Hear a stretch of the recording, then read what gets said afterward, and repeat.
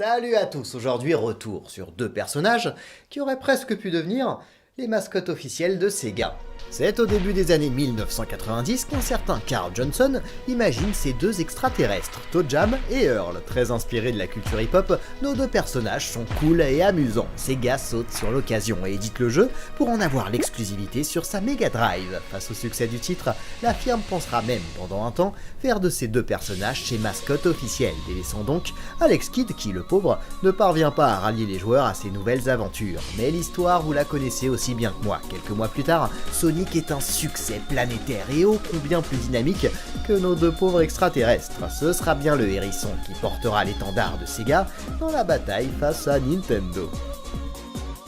Et du coup, ToeJam et Earl, qui étaient à deux doigts de se retrouver placardés sur les affiches publicitaires de Sega, se sont fait devancer par notre hérisson. Et bien qu'il n'ait connu qu'un petit succès public, il mérite amplement que l'on revienne sur leur carrière.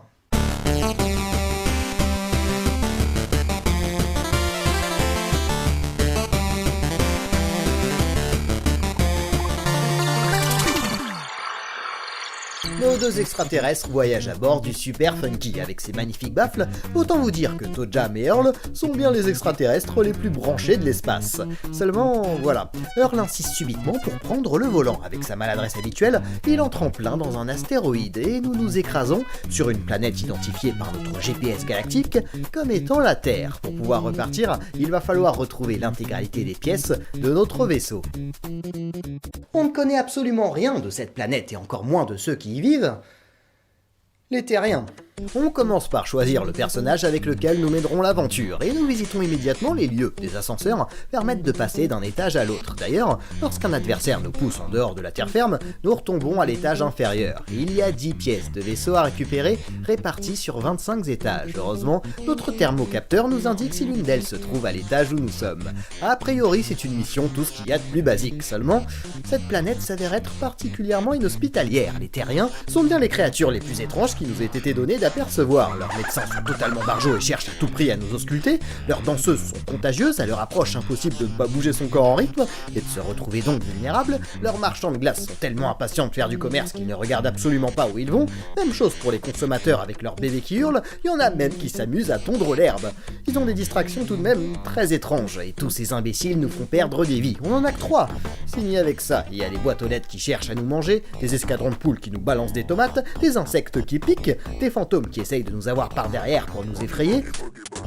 Heureusement, tous ne sont pas hostiles. Les prêtres magiciens nous refont plein d'énergie après une petite prière. Le téléphone nous permet de dévoiler quelques endroits de la carte, et les chanteurs d'opéra font fuir ces satanés terriens. Ouais, on comprend pourquoi. Autant vous le dire, explorer cette planète est tout ce que vous voulez, sauf du repos. S'il y a une deuxième personne à vos côtés, vous pourrez diviser les tâches et être plus efficace. Mais même de cette façon, on reste pas bien longtemps en vie avec tous ces tarés. La carte se met à jour constamment, mais trouver l'ascenseur qui mène au prochain étage demande souvent pas mal d'exploration. Alors on passe son temps à fouiner, à éviter les barjots et à récolter nos pièces de vaisseau jusqu'à ce qu'on perde nos 3 vies. Et j'en ai ras la claque de recommencer à chaque fois, on n'aurait jamais dû laisser le volant à Earl. Je crois bien que je déteste cette planète.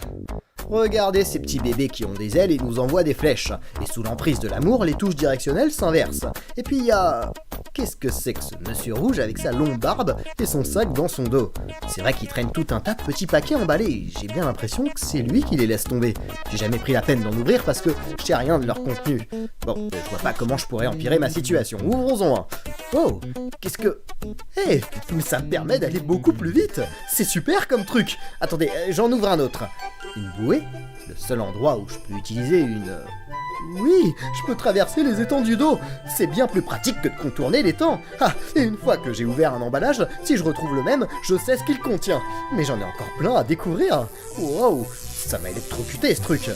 Bon, bah celui-là, je l'ouvrirai plus. En tout cas, ça facilite énormément mon travail. Quand je suis à un étage où il n'y a pas de pièces de vaisseau, j'utilise un cadeau fusée pour trouver au plus vite la sortie. Pareil, quand je suis pourchassé par un de ces terriens, j'en ouvre un dans l'espoir de me sortir d'une situation délicate. Alors parfois ça marche, je peux fuir plus facilement, ou même les affronter à coups de tomate, d'autres fois ça empire la situation. Mais il va bien falloir que j'ouvre tous ces cadeaux, découvrir leur contenu, pour pouvoir ensuite les utiliser astucieusement, comme les ressorts qui me permettent de sauter par-dessus un gouffre, les ailes avec lesquelles j'explore bien plus simplement, un gâteau qui nous redonne de l'énergie, un bouquin qui endort mon personnage, et pour le réveiller il va falloir y aller.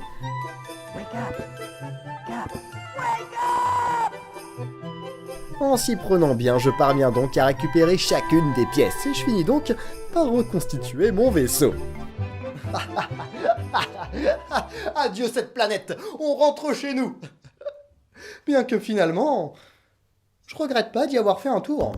Au premier abord, ToeJam et Earl paraît assez limité, des décors redondants, une action assez molle et un concept basique, chercher et trouver les pièces d'un vaisseau. Et là où le jeu séduit, c'est tout d'abord par son humour et la satire qu'il présente de l'espèce humaine, et surtout son concept lié au hasard, un petit peu comme le jour de Noël, où vous découvrez certains avec joie, d'autres avec déception vos cadeaux, le principe est ici le même, la seule façon de connaître le contenu des paquets, c'est de les ouvrir, certains vous aideront à mener votre aventure, et d'autres vous mettront des bâtons dans les roues. Cette notion de hasard et de découverte fait tout le piment du jeu. On ne sait jamais sur quoi on va tomber, puisqu'à chaque nouvelle partie, le contenu des cadeaux est mélangé et les niveaux reconstitués. Les fous rires sont garantis, et surtout à plusieurs, car oui, le jeu prend tout son sens à 2 joueurs. Les écrans se divisent si les personnages s'éloignent, permettant à chacun d'explorer un bout de la carte. À proximité, un objet utilisé par un joueur est aussi attribué à l'autre joueur, provoquant des conséquences imprévues. Il s'agit d'un des grands succès de la Mega Drive, bien que le titre soit malheureusement bien trop rarement cité de nos jours. ToeJam et Earl font un petit peu partie aujourd'hui des oubliés de l'histoire du jeu vidéo.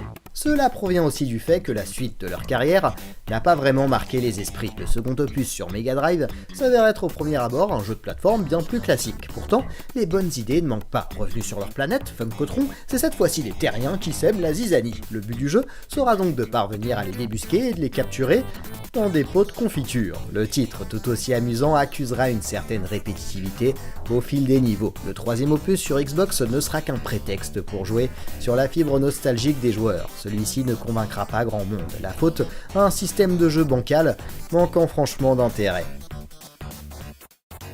Non, ToeJam et Earl se résume principalement à un seul jeu, le premier, qui mériterait bien plus d'attention de la part des joueurs du 21e siècle. Quant à moi, je vous donne rendez-vous la semaine prochaine pour un nouvel épisode de Rétro Découverte. Salut à tous!